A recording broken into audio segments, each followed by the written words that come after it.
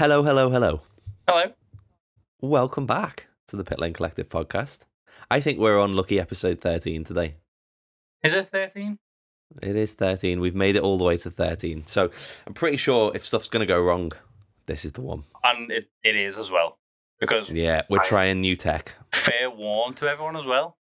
I didn't watch the race. I had a mental weekend for reasons outside my control. Couldn't watch it. So I've seen highlights, caught up on some extended highlights and bits of quality and bits of practice and stuff. Read a few pieces. Watched a bit of Ted's notebook. So Alex will be doing a lot of the heavy lifting on the ratings on this one, but I'll chip in when I can. Your experience of the Miami Grand Prix was a little bit hazy. It was probably better than a lot of people's because from what I did see of it, it was a big old cringe fest. Oh, should we get straight into that one? Let's do that. Because before, the race in itself, there's plenty to talk about there. But before all the racing kicked off, Miami, being Miami, we know it's a big spectacle. We know it's a big show. They outdid themselves on the spectacle, and they outdid themselves on the cringe with some of the worst driver introductions I think I've ever seen in my entire life. I don't know what the hell that was. It was LL Cool J. Him shouting random things as one by one the drivers walked through an archway, got sprayed by some dry ice, and just kind of went, hi. And then went and stood. Some of the introductions were definitely borderline on offensive as well. So I have actually highlighted a couple of my favourites, and I thought we could pull them out because you can tell that there's been like a marketing team or something who've just gone, oh God, we need to say something about every single driver. And they've probably written a few and then gone, oh, we're out of ideas now. Because Joe's introduction was one of the most exciting drivers on the grid. Now, I like Joe. Same. But I don't know whether I'd put him up there as one of the most exciting drivers on the grid. God bless him. Nico Hülkenberg, known for his speed and aggressive driving style. Is he? I don't think so. I mean, he's a good old driver, and he's probably best known for never having got a podium in Formula One, but I don't think you can shout that. But they probably got quite close. Yuki, poor old Yuki. He might be small in stature, but he's a mighty racer. It's like, Yuki had to walk out to that and wave at people and then just go and stand. Really low hanging fruit, that, isn't it? I got nothing to say. Yeah. He's small. He's little. It's Yuki. And then my favourite of all of them was Ocon's introduction. Because they introduced Gasly and went through Gasly's achievements and whatever. And then they literally said, Gasly's childhood friend, rival, and now teammate, Esteban Ocon. It was like, what? Yes. They basically just pulled Ocon out and went, this guy knows Gasly. They have done him. And then just had him line up. Brutal. Although I like the, I can't remember it verbatim, but Lando Norris's. And it was was it one of the most exciting young drivers on the grid? It's he's young, but he's been there a little while now. Yeah. I feel like part of it, they've probably typed it into ChatGPT or something and just gone, give me 5-10 exciting lines, and then we'll use them for all 20 drivers. As an addition to the Grand Prix weekend, it didn't really add much. I think it would have probably been a little bit different if you were actually at the track. Although if you're in one of the grandstands that weren't looking down onto the pit straight, that would be a bit weird. But it felt like it was just going more for sort of show than sport at that point. Felt a bit weird. I think it's what a lot of fans are now really disliking about the way sort of direction Formula One's going, because it's kind of going it is a bit spectacle, a bit cheesy, a bit Americanized in a way. It's how they do a lot of their sport, which is totally cool. But then when it comes over and it sort of makes its way into a different sport, it's really jarring. And it's whoa. And because they don't really do it, obviously they don't do it at every track. tends to only be the American track where this kind of thing happens. It's kind of it's really jarring, and it takes it away from the actual race itself. Yeah, and I think even the drivers are a bit like, why are we doing this? Like, well, to be honest, that was the biggest thing for me, was that a few of the drivers have come out afterwards and said, like, look, we're trying to prepare for a Grand Prix.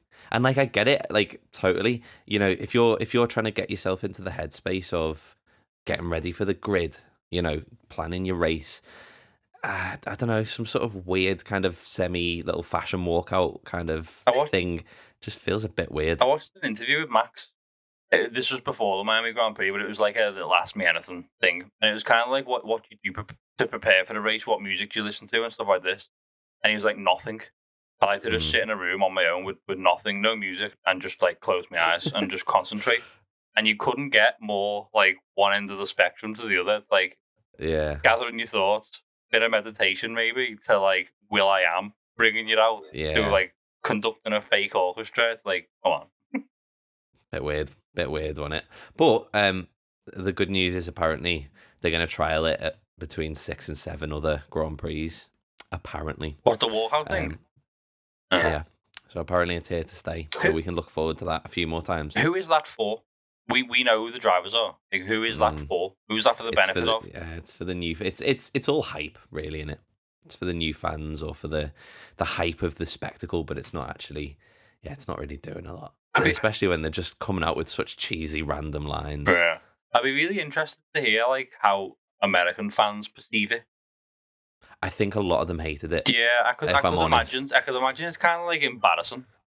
Yeah, I do feel like I've seen quite a bit of reaction to it, like online and stuff, and a lot of people were just like, "What was that? Come on!" Like, and a lot of Americans going like, "Come on!" It's like a caricature of what we are, and you know, it kind of like it's almost like, I don't know, like a little bit condescending in a way to like American fans and stuff, because it's like, come on, we're interested in the sport, we get it, we're not just, you know, like, oh, that's the dude who might be a Viking and he's Lil.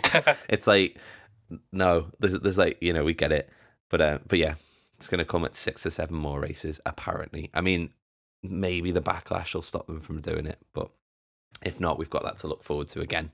So can't wait. Let's get into talking about the actual race, and let's start rating our drivers out of 10. Now, I should say before we get into this that I got a little bit of bother for my ratings in the last episode, and I will hold my hands up. Basically, I think what I was doing is being, as a naturally kind of cautious person, I was holding back my high scores for if someone did something insane. And no one did, as we know, in Baku. So did you get any? So I kind of rated, I think the best rated I gave was like a 8 out of 10. So I'm going to change that up now. People will be getting 10s all the time in my ratings. People? Like multiple drivers? People. Quite potentially multiple people. Just real quick, who was it particularly that you got a bit of shtick for? Was it any driver in particular? I can't remember. I think it was a couple of the clips we put out. I think it might have been Max, to be fair. But then I think I did rate him reasonably low. And I also, Perez won 2 races in one weekend, and I gave him an 8 out of 10. Yeah. So, you know, I've adjusted my ratings, and I'm going to start off with Mr. Max Verstappen. Go for it. And I'm going to give him a 10 out of 10. Huh? For this weekend, because I was debating whether to do it or not, whether to go all the way up to a 10 or whether to sit around a 9. He had an insane performance in the race. He made a mistake in quali, which basically meant that he started 9th on the grid, and kind of going into the race, that was a big deal for me. I was like, oh, he's properly messed that up, but he completely rectified that during the race, and then some. Absolutely epic all the way through the race. Looked so in control, really clean moves, kept his head, you know, starting in the pack, just chopped his way through them, and then absolutely stomped Perez. I honestly, like, I mean, the only thing he could have done was get pole, and then he'd be like, you know, he'd probably lap everyone. So 10 out of 10 for me. Okay, so I give him a 9. Now, before anyone comes at me, he's my favourite driver.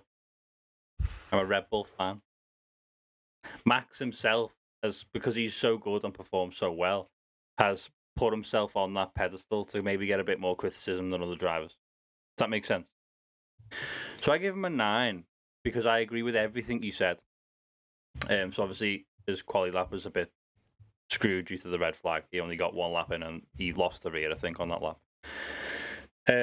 But yeah, to battle back all the way to first, I think he was like third by lap 13 or something.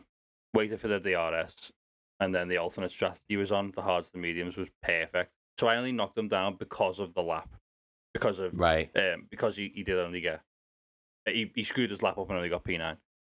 But other than that, yeah, I agree with everything you said. He was flawless in the race. So yeah, that's the only reason I knocked him down, just because I've got him on that really high pedestal that he's put himself on, by the way.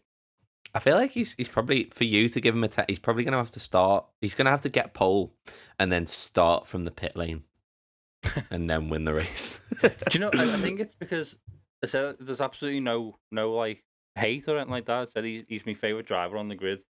But because he almost should be doing that. He almost should be first in everything because he's one of the best drivers on the grid in the fastest car on the grid. So I kind of think for him to get a 10, like other drivers could get a 10 because they've done the best they could. They're not in a car to get them first or whatever. He has got everything at his disposal. He should be doing that.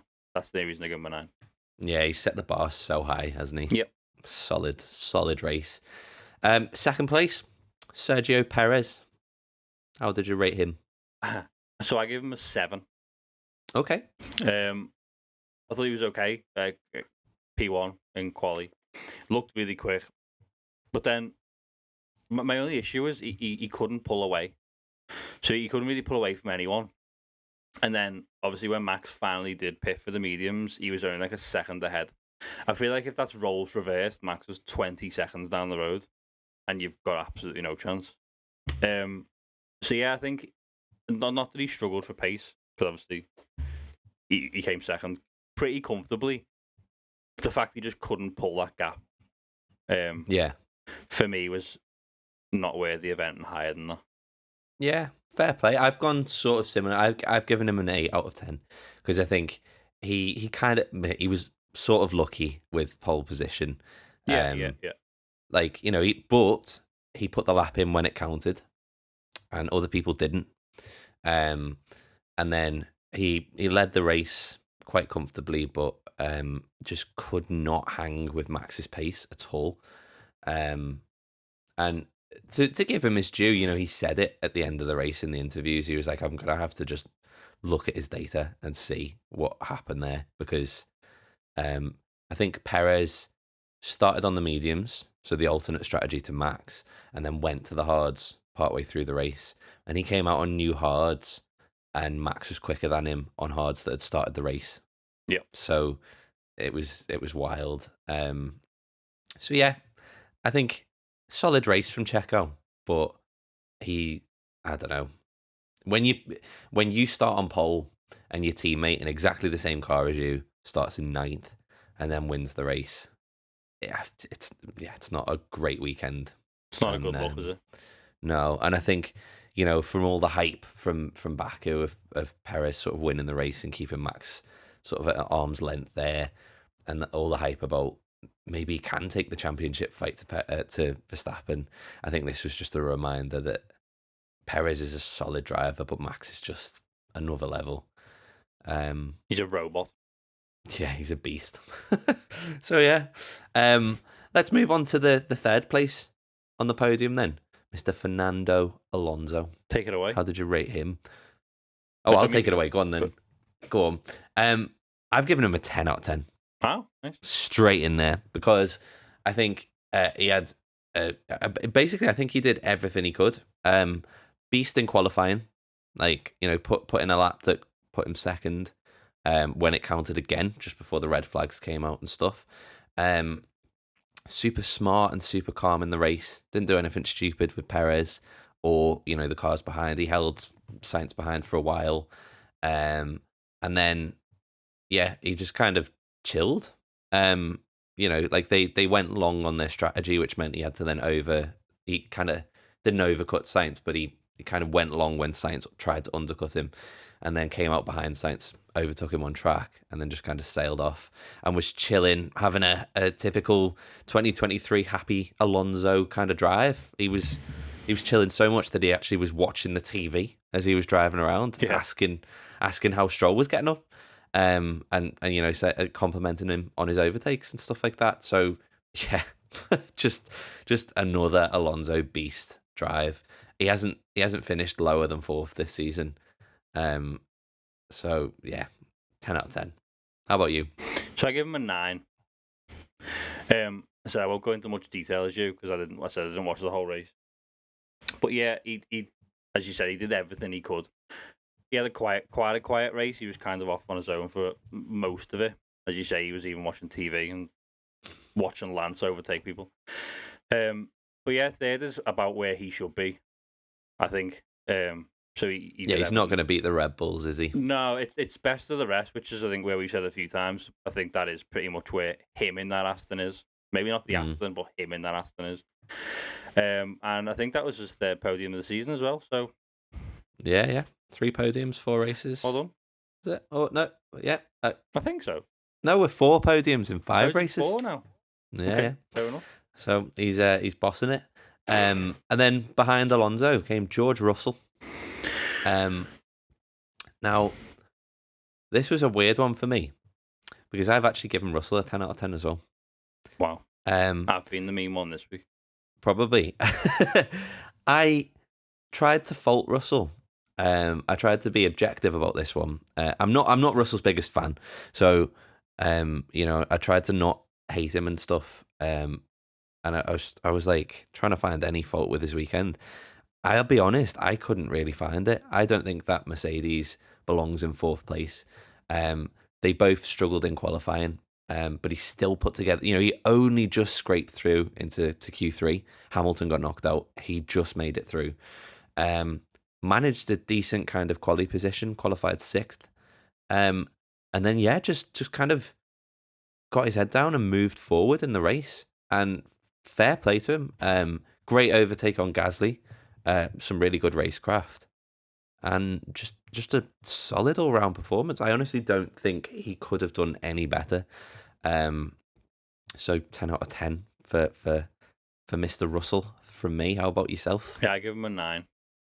Wow, okay, there you go. Couldn't bring myself to give him a 10. As kind of like the same with Alonso, really. He's sort of outperforming the car in many ways to put it in P4. It seemed to lack a little bit of pace in quali. I know Hamilton struggled a lot, as did he really. But yeah, to finish P4, got a couple of overtakes on Gasly and Sainz as well. Solid race. And then talking of the smooth operator, Mr. Carlos Sainz, who finished 5th. How did you rate him and his weekend? I give him a 6. Okay. Yeah. It said on my limited data. I think it's a decent one. So he got 3rd in quali, did he not? I think, which is a decent result. Say he got a bit lucky with Max. He probably would have been 4th, but even that would have been decent. But he couldn't really keep up with Alonso ahead. George closed in on him quite quick, and then when George eventually did pass him, he couldn't really stay in DRS range, and George drove off into the distance. It's back-to-back P5s for him, and that, I don't know, I always think of signs that he should and could and can do better, and he never really delivers, so maybe I need to change my expectations on that one. And also a bit of a rookie mistake, because did he not get a penalty for speed in the pit lane as well? I don't think it affected his race result, but still it's a bit of a rookie mistake, isn't it? That's what's made. So I rated him a 7 out of 10, and that was what knocked mine down a bit for him. My score down for him, because I actually think he had a decent weekend all considered. Like the Ferrari is not up there with the top cars. It's decent in quali, not in the race, and I think both Ferraris were managing their tyres a lot during the race. So for him to be, qualifying in P3, yeah, admittedly a little bit lucky with the red flags, but he put the lap in again when it counted. And then he looked faster than Charles pretty much the whole weekend, and more comfortable than Charles the whole weekend.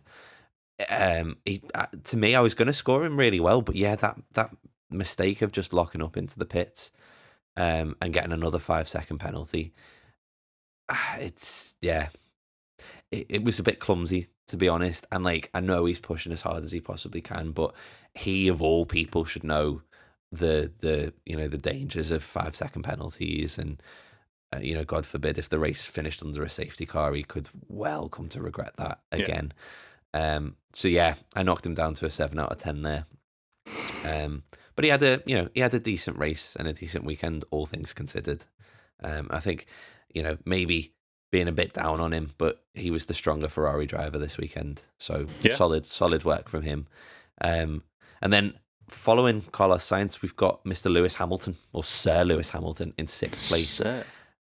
Yeah, I rated him a 9 out of 10. Okay. I was so close to giving him a 10 out of 10.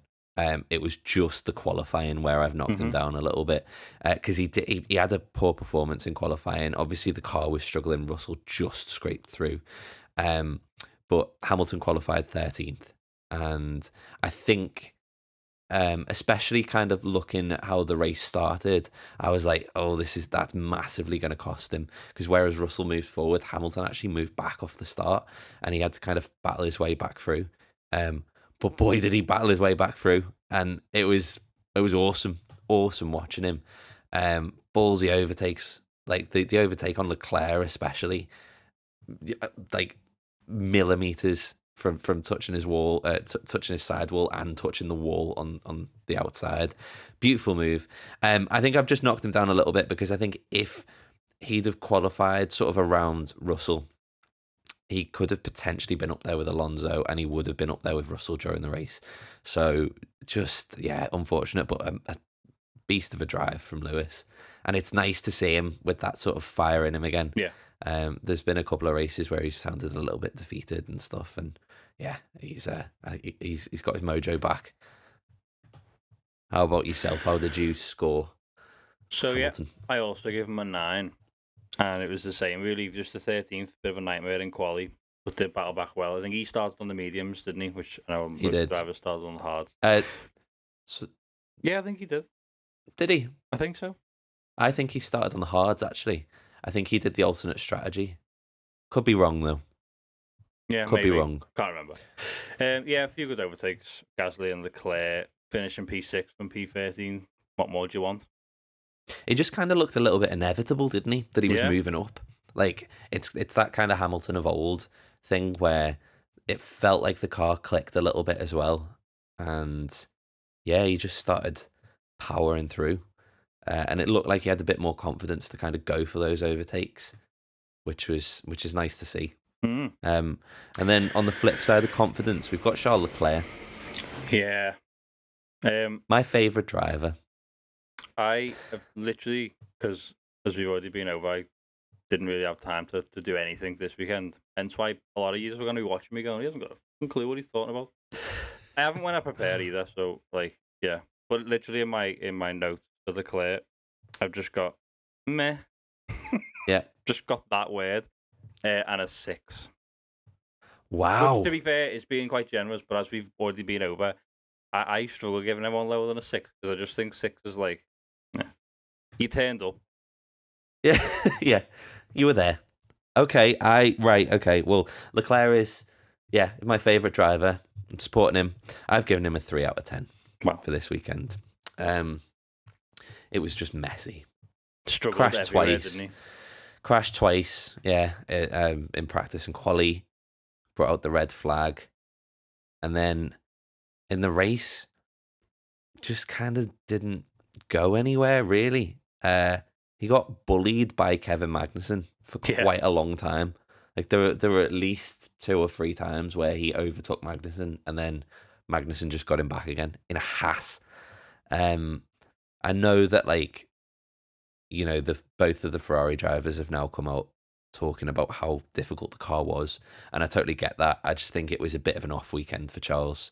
I think he was pushing too hard in quali, and just that little bit over the edge. Just you know, if he'd have got a clean lap in, he'd have started up nearer Sainz, and then he could have finished a couple of places further ahead. And then it's just a bit of a messy race, really. Just a messy weekend. So yeah, 3 out of 10. I think we've spoke about Charles a few times, haven't we?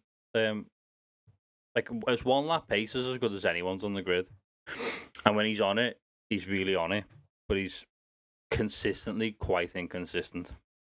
And I think if he can just fix that, he's honestly world champion material. He is, but he really needs to fix that silly mistake, inconsistency. Yeah. He just needs to get that out of his drive, because if he can, then the sky's the limit for him. Yeah, I think he's overdriving the car a little bit. Obviously, the car is not up there at the top, and he's pushing it like beyond its limits. And when it works, he's an absolute demon in qualifying. Oh, I didn't mean necessarily in that car. I just meant him as a driver. Yeah. Oh yeah, definitely, yeah. But it's just like, yeah, when I don't know, when you're not in the hunt, and you know that even if you get pole position, even if you do, you're not holding those Red Bulls behind. Nope. So maybe just knock a percentage of your, don't go 100%, go like 99%, and just make sure that you finish. Don't risk those crashes. I mean, here's me giving Charles Leclerc racing advice. Obviously not. He's a beast of a driver. I love him to bits, and I think he's gonna. Yeah, I really, really think he's gonna get a championship, but he needs to iron out those little inconsistencies and those silly mistakes where it just ends up thrown away quite a bit. So yeah, 7 out of 10. And 6 out of 10 you gave him, did you? 6. And I've given him a 3. So poor old Charlie. Behind Charles, we had the 2 Alpines. We had Pierre Gasly. I've given him an 8 out of 10 for this race. Okay, so for me, I'm going to let you take most of this, because I obviously, in my limited time, focused on the top drivers. I will chip in here and there, but I don't think it'd be fair to give a rating, just because if I give them a 1 or a 10... Oh, no, I think it's great, mate. What the hell? I think you just have to pick a random number now and then just back it to the hill. And then back it, like, just, die on the hill. Okay, let's do it. So he qualified in 5th. He did. And finished the race in 8th. Yep. Cracking result in quali, to be fair. Decent result in the race. Like, I know he's dropped down a few, but we've said a few times that Alpine lives there. In the 8th to 10th, that's where that car belongs. Don't think it's necessarily any higher than that. Definitely not any lower than that. It's quick, but not that quick. So actually, I think it's quite a decent result for him. I didn't see too much of his race personally to give him a proper rating. But I don't think, if you just look at the numbers, 5th and 8th, sound. Yeah. So what would you give him if you were going to pick a number out of anywhere? 7. Nice. Okay. Close. I've given him an 8. Just exactly. I mean, to be honest, watching the race, he did. He started well, hung on for a little bit, and then obviously as the quicker cars came through, he just dropped back. But he beat his teammate. Yeah. I think he potentially could have held Leclerc behind him, but he had a bit of a mistake. Had a lock up, went wide, and Leclerc got through. But yeah, the solid race, really. I mean, he and Ocon didn't crash into each other and take each other out, so that's a bonus, really. So yeah, decent drive from him. And then teammate Ocon, I've given a 7 out of 10 for the same kind of thing, really. Just decent drive, got a couple of points. For the team, which the team badly need, after sort of awful races, they settled a little bit in this one.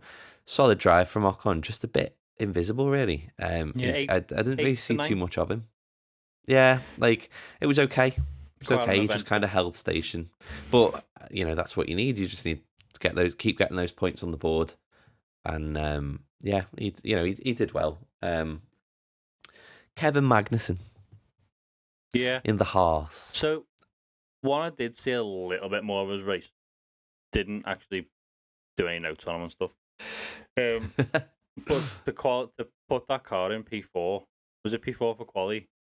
In itself is like, yeah, you've done good there. I know Haas were made up, and I know Gunther was last seen making his way through the paddock. I don't know what he was doing. But yeah, and then he held on for the point. He said he had some really good battles, mainly with Leclerc.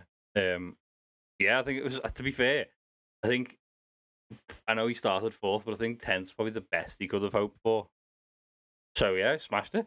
Let's give him an 8. Nice. Yeah, I've gone one higher. I've given him a 9 for exactly the same reasons. I think he got lucky to qualify in fourth, but he got into Q3 purely on pace. Yeah. So, fair play to him. Got the lap in again when it counted.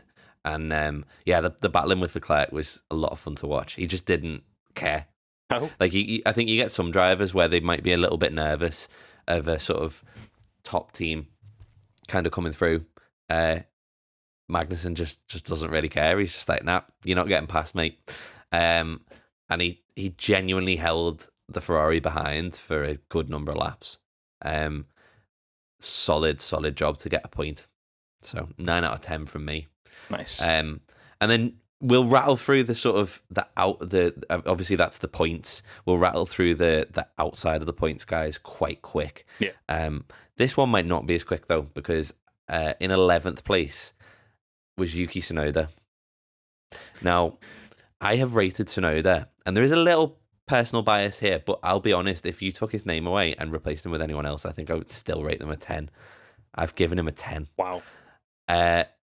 He finished in 11th. I can't wait for after starting 17th. Oh yeah. In a car that shouldn't be there. He beat an Aston Martin.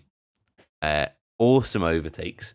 They didn't get shown on the main broadcast, but if you look them up, he had some fantastic overtakes around the outside of both Stroll and Zhou. And I don't see how he could have got any more out of that car. There were no DNFs. There wasn't a safety car. There wasn't even a yellow flag in this race. So just purely driving around, he got that car from 17th to 11th. And people in faster cars struggled. Yeah. So 10 out of 10. I honestly don't think he could have done more. Well, you've convinced me. But I'm not going to give him a 10. Just do your head in. Let's go with a 9. Nice. I do think though he's great drive, but so unlucky because how many times has that P11 this season? Yeah, it's like he's only finished 11th and 10th. Yeah, he's only finished 11th and 10th through this whole season. So unlucky. So consistent, but just on the fringes. But give him a mad race where there's a few sort of topsy-turvy things. He could be right up there. Yeah. I mean, he nearly was in Australia with the whole red flag thing. He was in P5 before they did the count back. So, yeah, dude's smashing it. Someone who's not really smashing it or wasn't really smashing it in this race, finished behind Tsunoda, is Lance Stroll. No. Now, I mean, I've got a couple of notes on this one, which is like he obviously made a mistake in quality to not get a quick lap in initially. And then I believe it was the team calling the strategy, trying to save a set of tyres, so he didn't go out again. And obviously, in hindsight, he should have. And he ended up qualifying super low down. But on him, yeah, he should have got a quick lap in. But it's a bit, they were just trying to save a set of tyres. Didn't work out. But then in the race, considering Alonso finished third, in the race, Stroll just didn't move forwards that much, and especially when you've got a barometer of Tsunoda, who who started behind Stroll and finished ahead of him in an AlphaTauri. Yeah. And Stroll's in a car that's got podium pace. Yeah, just not a great weekend. Weird weekend, really. I've given him a 3 out of 10. Yeah, I mean, any other driver would be starting to be severely under pressure. I think if when your teammates performing that well, I know his teammate's Fernando Alonso, but he's still in the same machinery, and you should be closer than that. As you say, the quality result wasn't necessarily all his fault, but he should have got at least, like the same with Max. Really, Max got screwed over, but he messed up his lap. That is still on him. He could have got a lap in, but didn't. And then to still finish outside the points. I say if it wasn't his dad that owned that team, I'd be worried for him because he's being so outperformed most weeks. Let's go with a 4. Do you think there'll be a point in the season where it starts to become a bit of an issue? Because I feel like, at the moment, he obviously came into the season with a bit of an injury. His wrist injury and stuff, and he had a DNF in Jeddah, and I don't know, a couple of like up and down races. But I feel like if you start to get into the second half of the year and he's being this consistently outperformed by Alonso, I don't know. I wonder if there is going to be some pressure inside Aston. I don't for 1 minute think that Stroll will sack him, but yeah, I don't know. I don't see how there could be because of the way it's set up. Like, as you say, the teams themselves might be getting really, for want of a better word, pissed about it. But I said I don't think there's any world where his dad lets him go. Like, there should be pressure on him because there'd be pressure on me. Like, do you know what I mean? Like, when your teammates performing that much better than you in the same car consistently and has had 4 out of 5 podiums. Yeah, there should be internal pressure, and that's why I said I think any other driver for any other team would be really starting to feel it. But he's probably not because he's got a massive safety net underneath him that's never going to go. Yeah, I don't know. I just feel like it could lead to a situation where, say, Alonso, as I said, hasn't finished lower than 4th this season, and I think he's had 4 podiums out of 5 races. Like, if Aston start dropping places, because they're currently 2nd in the Constructors, if they start dropping places, it's more than like it's because of Stroll. Yeah. And I do wonder, a team who are now at the front of the grid, surely that's something that you've got to address or look at. We saw it with McLaren, not at the front of the grid, but we saw it with McLaren, with Ricciardo and Norris, where Norris was scoring the lion's share of the points, and Ricciardo wasn't, and McLaren had to just call it and be like, do you know what, this is, they could have finished higher in the Constructors had that, had they had another driver at Lando's level. I do wonder whether, I mean, obviously it's hard to find a few other drivers at Fernando's level, but I do wonder whether if this trend continues and we get to, say, Spa, Monza, and it's looking a little bit, I don't know, tight for Aston to hold on to 2nd, or even if they drop, are the eyes inside Aston Martin going to start looking towards Lance Stroll and thinking, got to, haven't they? Yeah, because as a team, if you're building a car that you know is capable of podiums because one of your drivers going and getting them and the other one's finishing 12th, 13th.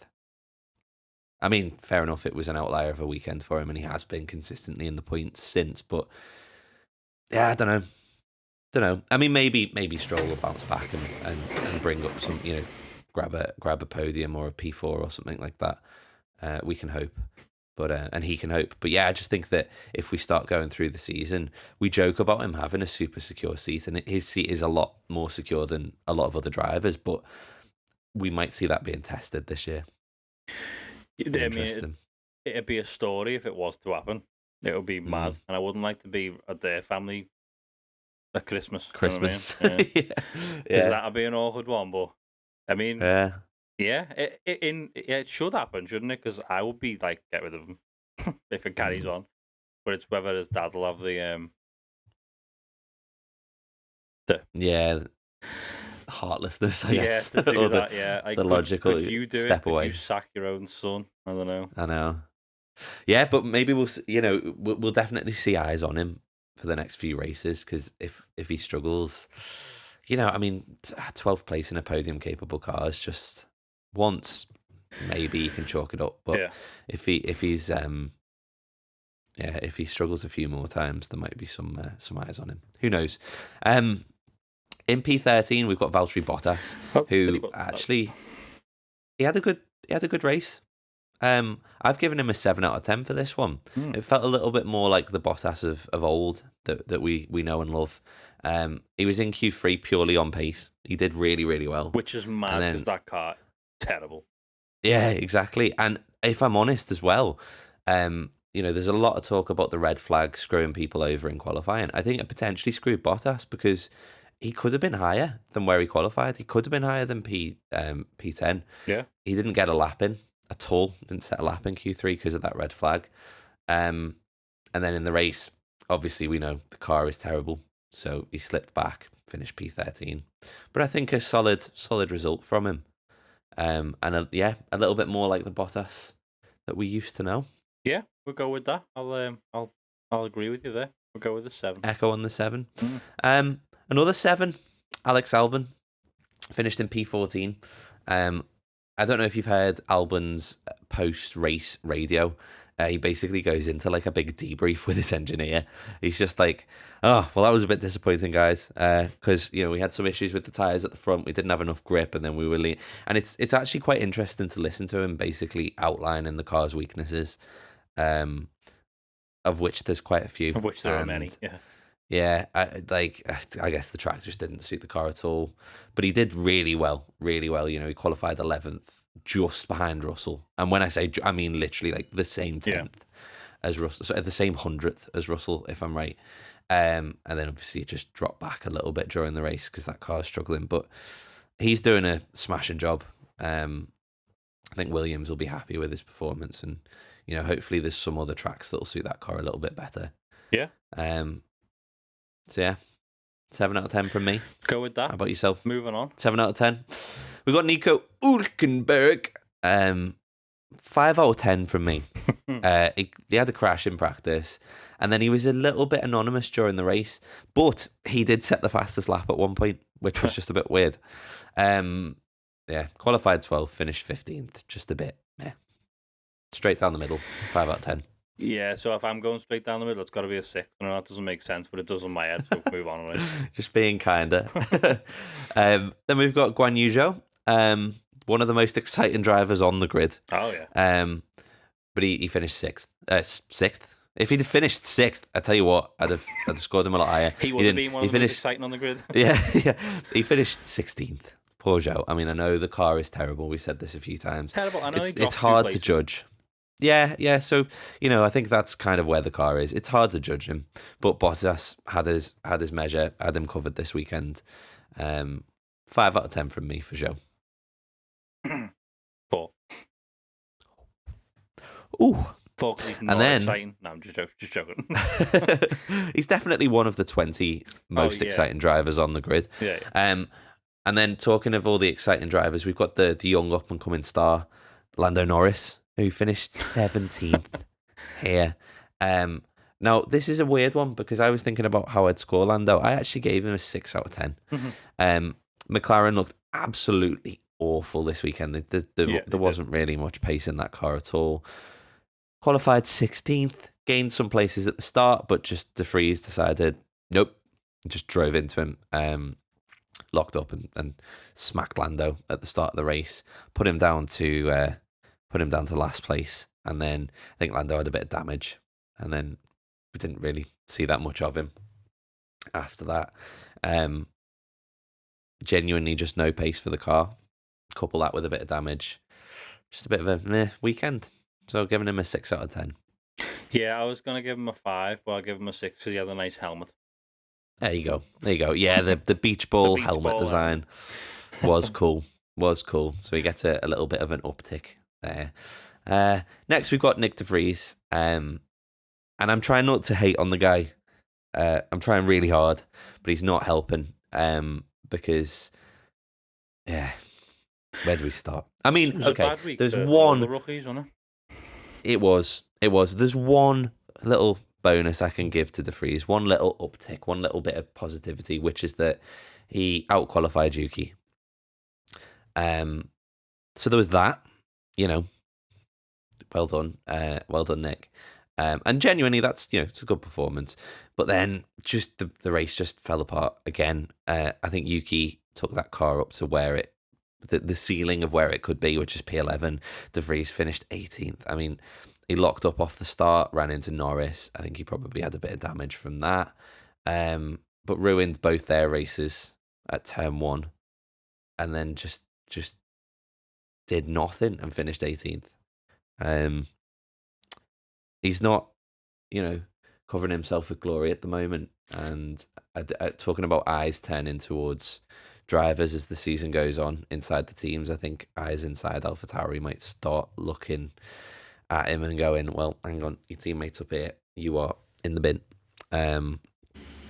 Race on race. Yeah, I mean, it's he needs something, because his season's not looking any better. I can't see him being in that seat next year. No, and unless he starts picking up towards the end of the season. But contract talks are in the middle of the year, so yeah, not good. So I gave him a 2 out of 10.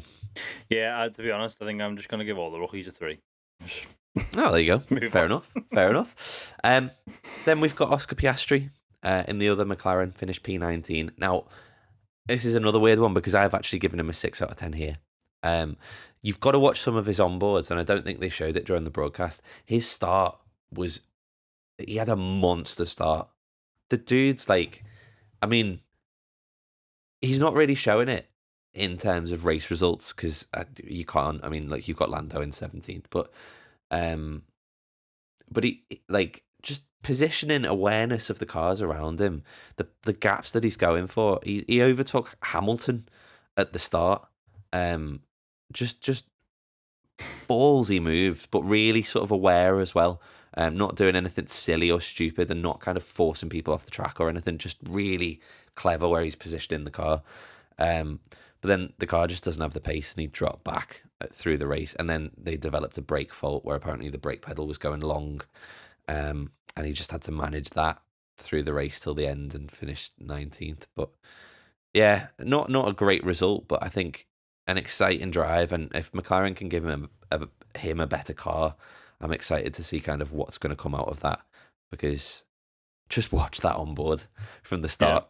Was so good. So 6 out of 10. What are you just copying it? Because I guess, to be fair, you won't have seen much on the highlights because you won't have been in it. No, so I haven't. To be honest, I haven't seen much at all. Yeah, I mean, I gave what did they give the last rookie? They give him a 3.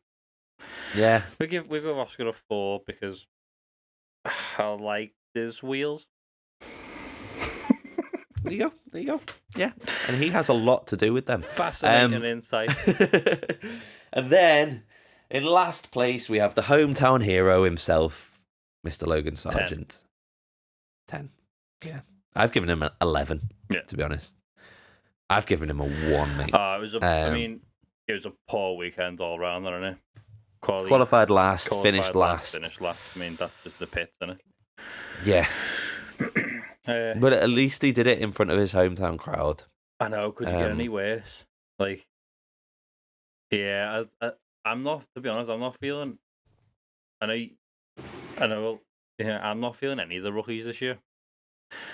Not even Piastri? Nah, I don't know why. Ooh. I don't know if it's just because I don't like him. Not that I don't like him. Yeah, I don't know. None of them have really flicked the switch with me yet.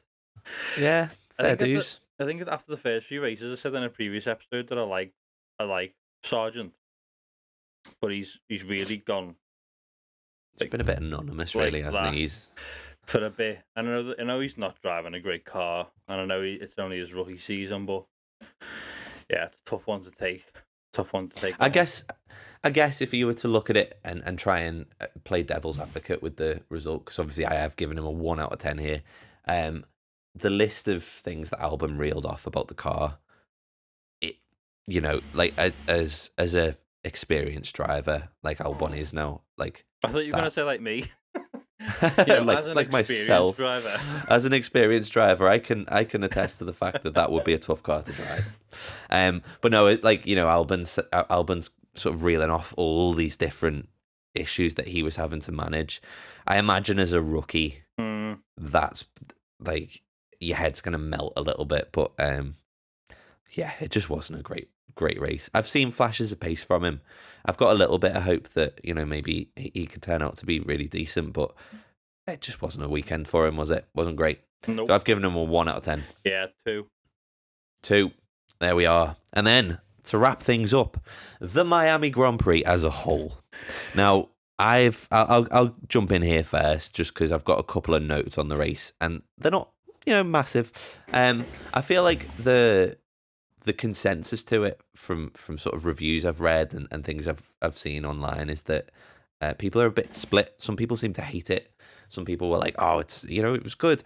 I actually think it was a pretty solid race. I watched the whole thing live and I was entertained throughout pretty much the whole thing. There were a lot of overtakes. There was a lot of sort of movements going on. Yes, Max was inevitably going to get up to the front, and those overtakes weren't necessarily the most exciting things, but that there was a move that he made on Leclerc and Magnussen in one go, which I shouted because that was cool. But just up and down the field, there were lots of overtakes going on. There was lots of strategy playing out. There were 2 different strategies playing out, which we haven't really seen a lot of. And do you know what? As a race with no incidents, no safety cars, not even one yellow flag, it wasn't a banger, but it was decent. So I've given it a 6 out of 10. I think I fall a bit more on the other half than you. Okay. Didn't see the whole race. And you watched the highlights, which is more damning, really. Didn't see the whole race this year. Did last year. But I still come away with the same feelings from both years. And I know it's really got nothing to do with the race itself. I can't step away from the spectacle that they're trying to make it. It just really annoys me. So when I see that Miami's next on the calendar, you just go, for God's sake, what now? What pyro's gonna go off next? It's I don't know. I hope. I know you say the trial and that kind of thing at other races. I hope it doesn't stick. Same. Because I think I really will lose a bit of, not passion for it, and I'll certainly still watch it, but lose a bit of respect almost. Because it's kind of like they're selling out in front of the whole world.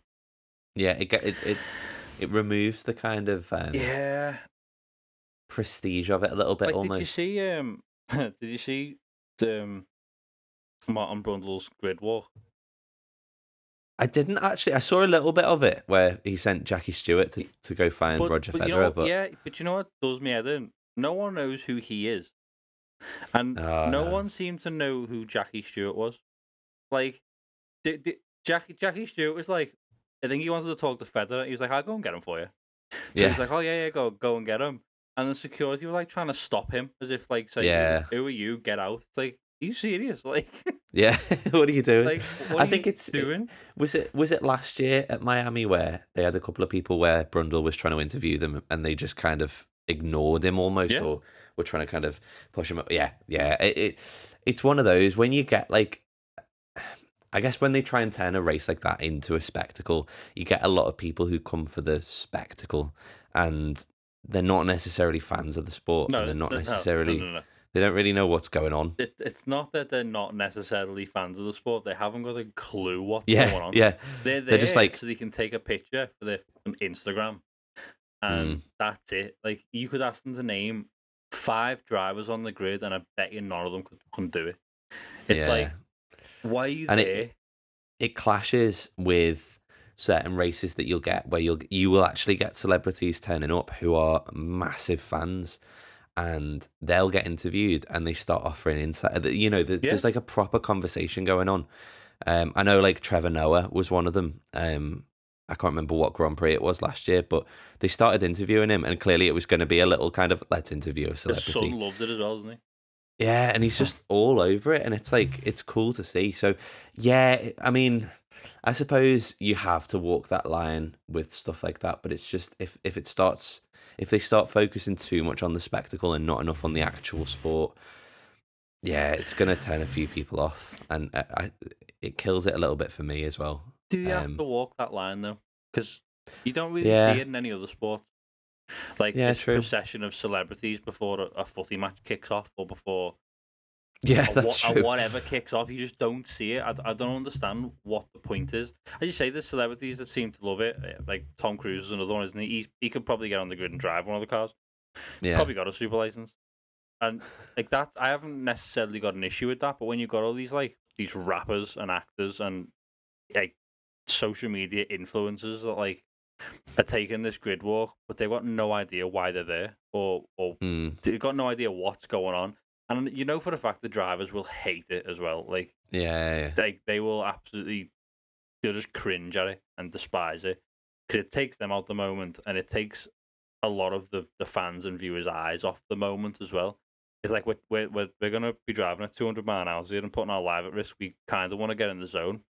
We don't need Megan the Stallion walking up and down the grid and like ignoring everyone and like with an entourage of 400 people. It's like, what are you doing? Yeah, it's like just either embrace it or maybe let someone else come in who giving boss pep talk. Oh yeah, he's the hype man, isn't he? Of nothing. Don't get me started on him because he does my head in. He talks a lot, but he doesn't say much. There's no words. Kind of like us, really. To be fair, definitely me this episode. But if ever an episode of something has been fudged, this is the one. I kind of get a small feeling that you weren't as big of a fan of the Miami Grand Prix. Then where would you rate it on the scale of 1 to 10? A 4. 4. Fair play. I mean, to be fair, it was better than Baku. Yes. And that's all we can hope for, really, isn't it? Yeah. 4. So fingers crossed. Still 8. They trend upwards. But, I think we're in Imola next, aren't we? Yes. Which should hopefully... 2 weeks? Yep. We've got a week break and then we're in Imola. So hopefully there'll be a bit, more racing fans and a bit less pomp and excitement and just general kind of weird shenanigans going on. We'll see. Before we end the episode, a lot of you might have seen on Instagram, but we have actually got a really good reason why we missed. Yes. The race. We'll go into that more next week because, as I said, we got a week break, so we can talk about it then. But there was a very good reason that I missed the race, and also you missed the race. We promise. We will tell you about it next time. Fans. There was a really good reason, I swear. We've actually never watched the race. No. We just watched the YouTube highlights and then to be fair, I bet you people have watched this and thought that 100%. We do a good impression of people who have no idea what they're talking about. Fair, but no other week. I'm a professional usually. Yeah. We're gonna step it up next time.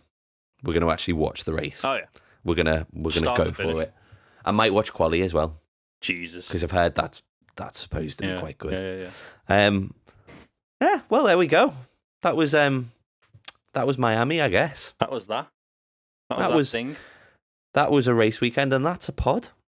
As always, please let us know what you guys thought of the race and how you'd rate it. Just give us a comment on wherever you're watching this.